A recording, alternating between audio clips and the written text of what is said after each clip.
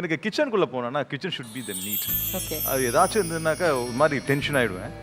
தூங்கிட்டுக்குள்ளே போயிட்டு எழுப்பி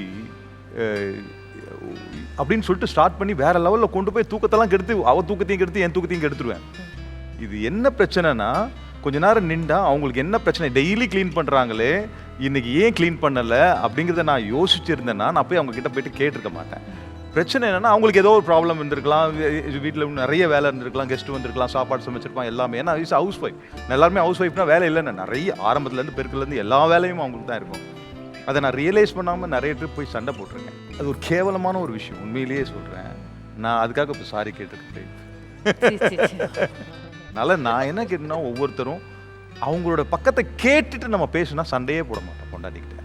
ஓகே, அதை கேட்கறது இல்லை, ஆனால் நான் அதை கேட்கணுங்கிற மூடுக்கு இப்போ கொஞ்ச நாளாக வந்துட்டேன்.